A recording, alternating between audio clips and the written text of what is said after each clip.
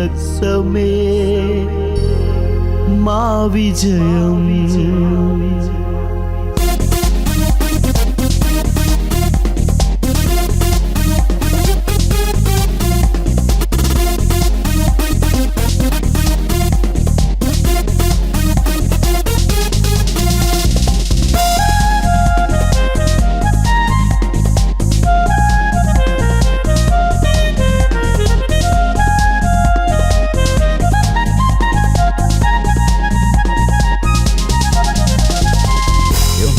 నిస్సి జయధ్వజం, యేసు రక్తమే మా విజయం.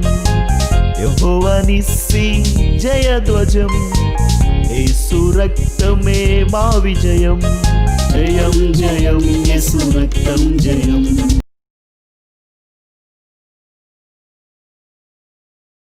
సిలువలో పలికిన 4వ మాటను మనం చూసినట్లయితే కనుక, ఈ 4వ మాటలో మొదట ఆయన చుట్టూ ఉన్న జనసమూహాన్ని చూశాడు, 2 దొంగను చూశాడు, 3 తల్లిని చూశాడు, 4 ఆకాశం వైపు చూస్తున్నాడు. ఆకాశం వైపు చూస్తున్నాడు. మొదట తనని ఎంతమంది అయితే దూషిస్తున్నారో, తిడుతున్నారో, అపహాస్యం చేస్తున్నారో వాళ్ళందరి వైపు చూసిన యేసు రక్షణను కోరుకున్న దొంగ వైపు చూశాడు. 3వదిగా ఏడుస్తున్న తల్లి వైపు చూశాడు. 4వదిగా ఆకాశం అందున్న దేవుని తట్టు చూస్తున్నాడు. ప్రైజ్ ది లార్డ్, హల్లెలూయా. ఈ సందర్భం మనకి సూచిస్తున్న విషయం, లేకపోతే ఈ సందర్భం మనతో మాట్లాడుతున్న సంభవాన్ని గురించి మనం జాగ్రత్తగా ఆలోచన చేయగలిగితే గనక, ఈ సందర్భం మనకు తెలియచేసే సత్యం ఏంటి అని ఆలోచన చేస్తే, అప్పటి వరకు ఉన్న పరిస్థితి ఒక్కసారిగా మారిపోయిన పరిస్థితిని మనం చూస్తూ ఉన్నాం. యేసు సిలువలో ఒక మాట అంటున్నాడు, ఏలీ ఏలీ లామా సబక్తాని అని. నా దేవా నా దేవా నా చెయ్యి ఎందుకు విడిచిపెట్టావు అనే మాటని ఆయన అడుగుతున్న సందర్భాన్ని మనము ఈ స్థలంలో చూస్తూ ఉన్నాం. చెయ్యి విడిచిపెట్టడం ఏంటి? ఎందుకు ఆయన చెయ్యి విడిచిపెట్టాడు అని మనం కొంచెం ఆలోచన చేస్తే కనుక, ఎందుకు తండ్రి అయిన దేవుడు ఆయన చెయ్యిని విడిచిపెట్టాడు మనం ఆలోచన చేయగలిగితే కనుక, యెషయా గ్రంథం 53వ అధ్యాయం 4వ వాక్యం చదువుదాం. నిశ్చయముగా అతడు మన రోగములను భరించెను, మన వ్యసనములను వహించెను. అయినను మొత్తబడిన వానిగాను దేవుని వలన బాధింపబడిన వానిగాను శ్రమనొందిన వానిగాను మనం అతనిని ఎంచితిమి. మన అతిక్రమ క్రియలను బట్టి అతడు గాయపరచబడెను, ఆయన గాయపరచబడిను. మన దోషములను బట్టి నలుగగొట్టబడెను. మన సమాధానార్థమైన శిక్ష అతని మీద పడెను. చాలండి. యేసుక్రీస్తు ప్రభు ఎవరి శ్రమను అనుభవించాడు, ఎవరి బాధను అనుభవించాడు, లేకపోతే ఎవరు పొందాల్సినది ఆయన పొందుతున్నాడు అనే విషయము మనం ఇక్కడ ఎంతైనా చూడవలసిన అవసరం ఉంది. దేవునికి స్తోత్రం. ఆయన బాధపడతా ఉన్నాడు ఇక్కడ. ఏలీ ఏలీ లామా సబక్తాని, నా దేవా నా దేవా నా చెయ్యి ఎందుకు విడిచిపెట్టేశావు అనే పదం ఇక్కడ వాడడం మనం చూస్తూ ఉన్నాం. మన దోషములను బట్టి నలగొట్టబడిను, మన సమాధానార్థమైన శిక్ష అతని మీద పడిను అని రాసింది. మన సమాధానార్థమైన శిక్ష అతని మీద పడి. దేవుని గ్రంథాన్ని చూడగలిగితే ఆ గ్రంథములో కొన్ని విషయాలు మనకి కనపడతాయి తేట తెల్లగా. ఏంటి అని మనం ఆలోచన చేస్తే, దేవుడు ఏదేను వనములో సృష్టి తయారు చేసిన ఆ దినమంపుడు మొట్టమొదటి దినము నుండి ఒక్కొక్కటి ప్రభువు తయారు చేసుకుంటూ వస్తున్నాడు నోటి మాట ద్వారా. అన్నీ కలిగేసినాయి నోటి మాట ద్వారా, అన్నీ కలిగినాయి నోటి మాట ద్వారా. చూద్దాం ఒకసారి ఆ వాక్యాలు కూడా. ఆదికాండం 1వ అధ్యాయం 3వ వాక్యం. ఇక్కడికి సృష్టిలో సమస్తము ఒకదాని తర్వాత ఒకటి సృష్టించబడుతుంది. నోటి మాట ద్వారా కలిగితే వెలుగు కలిగింది. అలాగే నోటి మాట ద్వారా పలికితే ఆకాశము కలిగింది. నోటి మాట పలికితే భూమి కలిగింది. నోటి మాట మాట్లాడితే పక్షులు కలిగాయి. అలాగే సముద్రములోని జలచర రాశులు కలిగాయి. ఆయన నోటి మాట పలుకగా జంతువులన్నీ కలిగాయి. అంటే మానవుని కంటే ముందుగా సమస్త జీవకోటి సృష్టించబడి ఉన్నది. మానవుని కంటే ముందుగా అవన్నీ సృష్టించబడి ఉన్నాయి. మానవుడు పుట్టక మునిపే సమస్త జీవకోటి సృష్టించబడి ఉన్నాయి. అన్నీ ఎలా కలిగినవి? ఆయన నోటి మాట ద్వారా కలిగినవి. ఆయన నోటితో మాట అంటే అది కలిగేసింది. ఇప్పుడు సర్వ సృష్టి కలుగుతున్న ప్రతీది కూడా తనకు ముందు కలిగిన వాటిని విచిత్రంగా చూస్తున్నాయి. అలాగే కలిగి ఉన్నవన్నీ తన తర్వాత కలగబోయే వాటిని ఆసక్తిగా ప్రేరేపణగా అలా చూస్తూ ఉన్నాయి. ఇవన్నీ దేవుడు తన నోటి మాట ద్వారా కలుగ చేసి సృష్టించిన సర్వ సృష్టి ఇదంతా. దేవునికి స్తోత్రం. కానీ 6వ దినమున ఆయన నేల మంటిని తీసి నరునిగా చేసి, నేల మంటిని తీసి నరునిగా చేశాడు. అలా చేస్తున్నప్పుడు వాటికి ముందున్న వీటిని ఏం చేస్తూ ఉంటాయండి?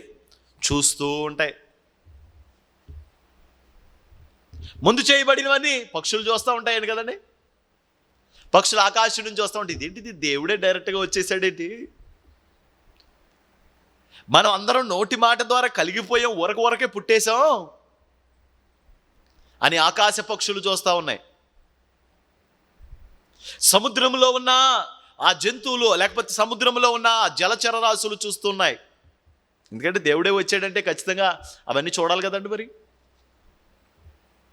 అలాగే ఈ గొర్రె పిల్లలు, ఆవులు, గేదెలు, పశువులు ఏవైతే ఉన్నాయో అవన్నీ కూడా చూస్తూ ఉన్నాయి. దేని వైపు చూస్తూ ఉన్నాయి? దేవుని వైపు చూస్తూ ఉన్నాయి. దేవుడు కలుగ చేస్తున్న ఒక నూతన నిర్మాణమును చూస్తూ ఉన్నాయి. దేవునికి స్తోత్రం. ఒక నూతనమైన నిర్మాణాన్ని ఆయన తయారు చేస్తూ ఉన్నాడు. ఆ నిర్మాణాన్ని చూస్తూ ఉన్నాయి.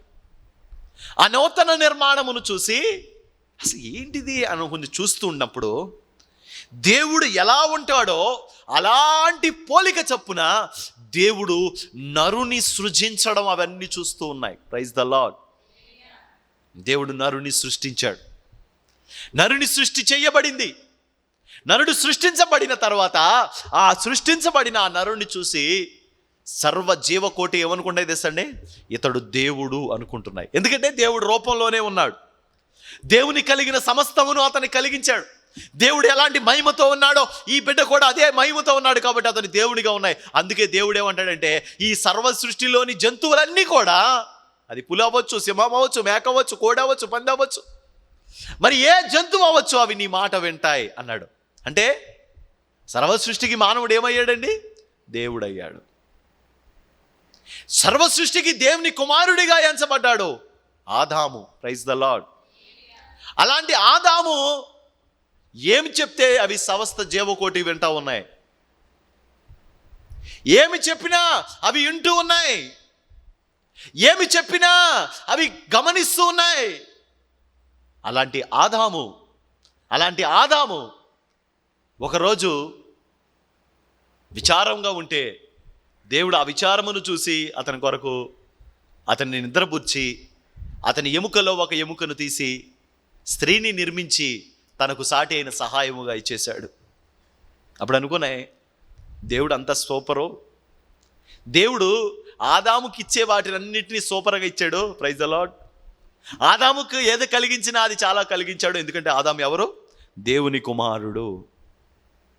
మనమందరం జంతువులు, కానీ ఆయన మాత్రం దేవుడు, దేవుని కుమారుని పోలి ఉన్నవాడు అని ఆయన్ని గౌరవిస్తూ ప్రేమిస్తూ ఉన్నాయి, భయపడుతూ ఉన్నాయి. ఒకరోజు ఆదాము పాపము చేశాడు. ఆదాము చేసిన పాపమునకు ఆదాము శిక్ష అనుభవిస్తూ ఉన్నాడు. ఆదాము చేసిన తప్పిదానికి ఆదాము బాధను అనుభవిస్తూ ఉన్నాడు, శ్రమను అనుభవిస్తూ ఉన్నాడు. దేవుడు ఆదామును బయటికి తీసుకొని వచ్చేసాడు. నువ్వు ఇక్కడ ఉండడానికి వీల్లేదు, ఈ ఏదెను వనములో ఉండడానికి వీలు లేదు, ఈ ఏదెను వనంలో ఇక్కడ నువ్వు జీవించడానికి వీలు లేదు అని ఆదామును ఈడ్చుకుంటూ బయటికి తీసుకొని వచ్చేసాడు. దేవుడు ఏం చెప్పాడు ఆదాముకి? ఈ పండు తిన్న దినమున నిశ్చయముగా నీవు చచ్చెదవు అని చెప్పాడు. అంటే బయటికి దేనికి తీసుకొచ్చాడు? ఆదాముని చంపేయడానికి తీసుకొచ్చాడు దేవుడు. దేవుడు ఆదామును చంపడానికి తీసుకొచ్చాడు బయటికి. అలా చంపడానికి ఆదామును బయటకు తీసుకుని వచ్చినప్పుడు, ఈడ్చుకుని వచ్చినప్పుడు, సర్వ సృష్టి, నోటి మాటతో చేయబడిన సృష్టి ఆయనను చూసి బ్రతిమాలాడుకుంటున్నాయి. దీని గురించి కొన్ని వచనాలు మనం వాక్యంలోంచి మనం గమనించగలిగితే, సంఖ్యాకాండములో ఒక సందర్భం కనబడుతుంది మనకి. బిలామును కాపాడుటకు ఏది పనిచేసింది? గాడిద పనిచేసింది. బిలాము కన్నులు తెరవబడ్డాయట. బిలాము కన్నులు తెరవబడ్డాయంట. బిలాము కన్నులు తెరవబడ్డాయంట. ఎప్పుడు? గాడిద మాట్లాడిన తర్వాత. కానీ గాడిద కంటే ముందు, బిలాము కంటే ముందు గాడిద కన్నులు తెరవబడ్డాయి. అంటే తన యొక్క యజమానిని కాపాడడానికి ఆ రోజు గాడిద ప్రయత్నం చేసింది. యెషయా గ్రంథం 1వ అధ్యాయంలో ఏమంటదంటే, ఎద్దు తన కామాందును ఎరుగి ఉంటుంది. రా బాబు, ఎద్దు తన కామాందును ఎరిగి ఉంటుంది. ఎద్దు తన కామాందంటే, అమ్మో మా యజమానికి నేను బరువులు మొయ్యాలి, నా యజమానికి నేను సహాయంగా ఉండాలి, నా యజమానికి నేను నమ్మిన దానిగా ఉండాలి అని అనుకుంటుంది. ఎవరో? ఎద్దు. గాడిద ఎవడి దొడ్లో పడితే ఆ దొడ్లోకి వెళ్తుందంట, అంటే తన సొంత వాడి దొడ్డికి వెళ్తుందంట. మరి అక్కడ గాడిద, ఇక్కడ ఎద్దు, అలాగే ఇక్కడ ఏం కనబడుతుంది? గాడిద. ఇంకా మనం జోతుగా చూస్తే గనక ఏలియాకు ఆహారం ఇవ్వడానికి ఏం పని చేసిందట? కాకెళ్ళిందంట. ఏలియాకు ఆహారం ఇవ్వడానికి కాకెళ్ళింది. దేవునికి స్తోత్రం. యోనాను నినివే తీసుకెళ్ళడానికి చేప వెళ్ళింది. స్తోత్రం. హల్లెలూయా, హల్లెలూయా. అంటే జంతు శాఖ అంతా దేవుడితో ఏం చేయగలదు? మాట్లాడగలదు. జంతు శాఖ అంతా దేవుణ్ణి చూడగలదు. జంతు సేవ అంతా కూడా దేవుని చిత్తాన్ని, దేవుని ఆలోచనలను నెరవేర్చగలదు. Praise the lord. అదే మనం చూస్తూ ఉన్నాం. అప్పుడు మరి అలాంటి సందర్భాల్లోనే ఎద్దు తన కామాందుని ఎరిగి ఉంటుంది, గాడిద తన సొంత వాని దొడ్డి ఎరిగి ఉంటుంది. ఏమండి, చేప యోనాని ఎరిగి నినివేకి తీసుకుని వెళ్తుంది. ఏలియాకు కాకులు ఆహారము తీసుకొని వస్తాయి. మరి ఈ సందర్భాలన్నీ జరిగినప్పుడు ఆ రోజు కూడా ఆ జంతువుల్లో కొన్ని జంతువులు దేవునితో మాట్లాడాయి. ప్రభువా, ఏం చేస్తున్నావు ప్రభువా? చంపేస్తున్నాను, ఆదాముని చంపేస్తున్నాను. ప్రభువా, నీ కుమారుని చంపొద్దు ప్రభువా, నీ కుమారుని చంపొద్దు ప్రభువా, నీ కుమారుని ఏమీ చేయొద్దు ప్రభువా అని కుమారుడి గురించి జంతువులు అని చెప్పి అడుగుతూ ఉన్నాయి. ఈ లేవియా కాండంలో దేవుడు బలులను గురించి రాస్తున్నాడు, బలులను గురించి మాట్లాడుతూ ఉన్నాడు. లేవియా కాండం 1వ అధ్యాయం 1వ వచనం నుంచి చదువుతాం. ఇప్పుడు ఎవడైనాను బలి అర్పించదలచిన ఎడలా, లేకపోతే బలి అర్పించడానికి ఎవరైనా గనక నిర్ణయము చేసుకుంటే, బలి అర్పించడానికి ఎవరైనా గనక తీర్మానము తీసుకుని ఉంటే ఏడాదిదైనా ఒక గొర్రెపిల్లను వాడు తీసుకొనవలెను.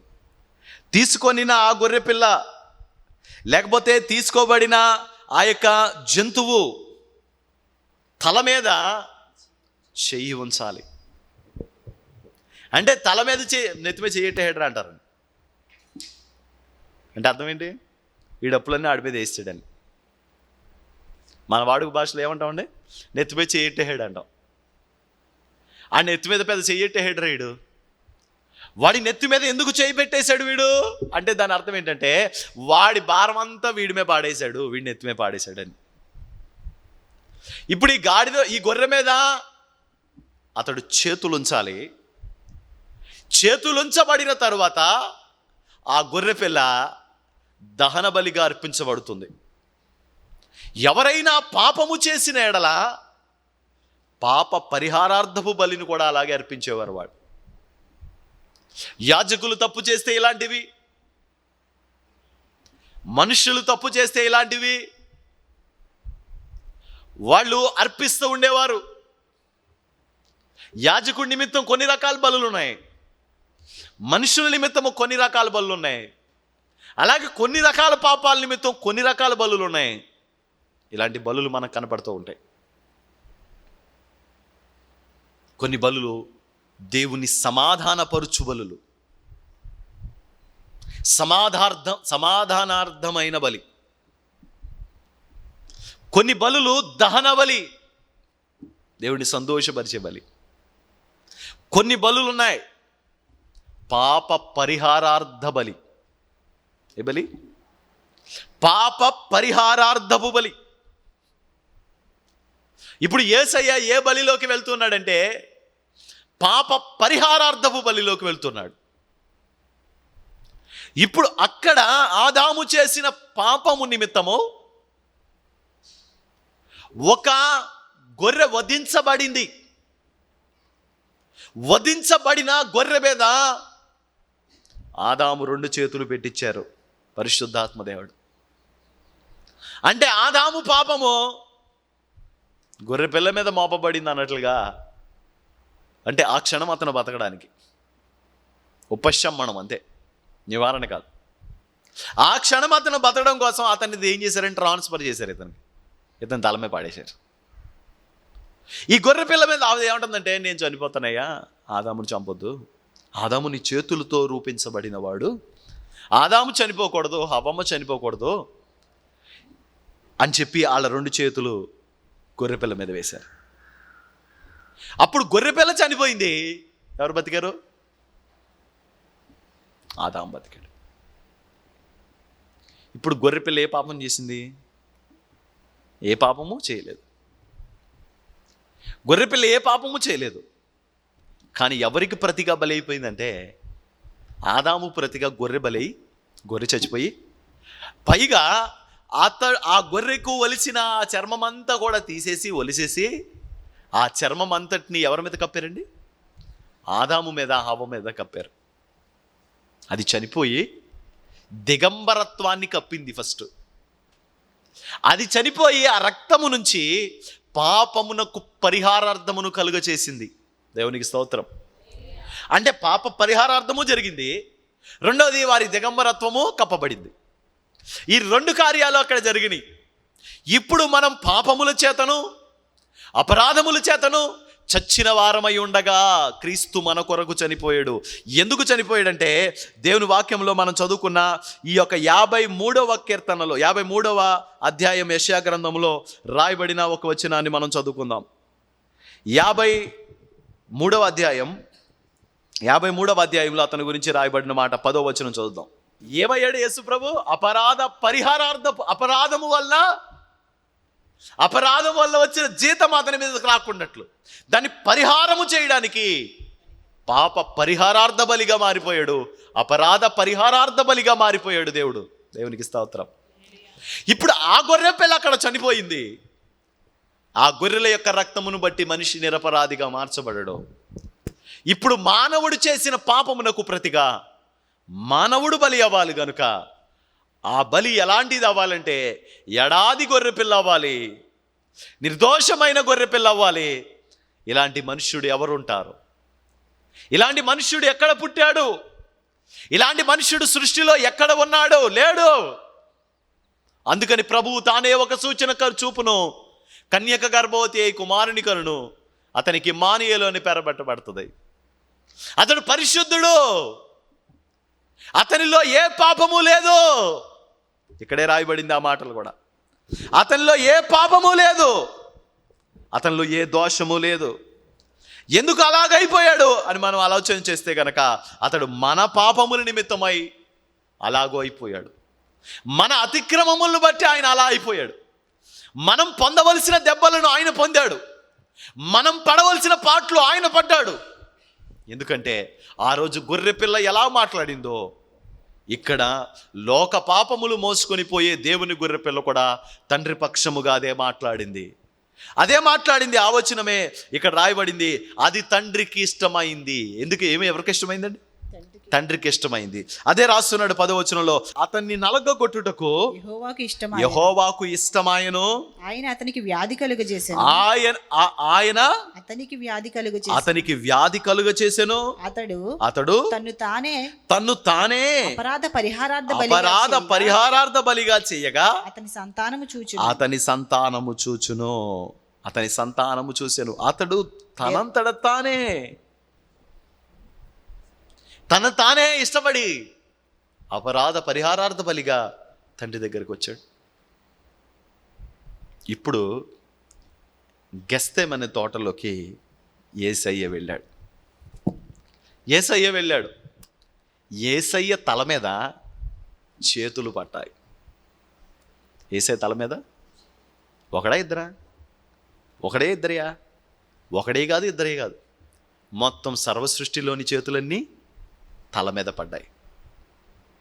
తండ్రి, నీ చిత్తమైతే ఈ పాత్రను తొలగించు. నా చిత్తము కాదు, నా ఇష్టము కాదయ్యా. ప్రభువా, నీ చిత్తమైతే ఈ పాత్రను తొలగించు అని యేసయ్య అంటా ఉన్నాడు. అంటున్న మాటకు మనం చూస్తూ ఉంటాం, యేసు ముమ్మారు ఇలాగూ ప్రార్థన చేశాడు, ముమ్మారు ఇలాగ మొరపెట్టాడు యేసయ్య. బయటకు వచ్చిన తర్వాత ఆయన తల మీద ఉంచబడిన చేతుల పాపం ఆయన మీద పడింది. తన్ను తానే పాప పరిహారార్థ బలిగా ఆయన అర్పించుకున్నాడు.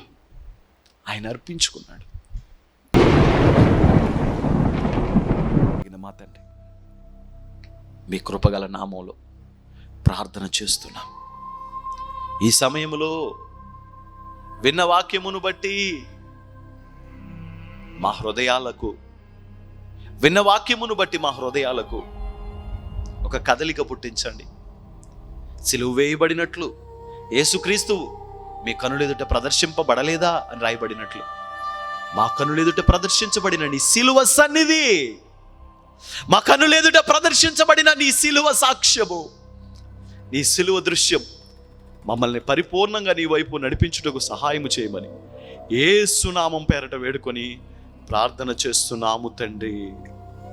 ఆమేన్.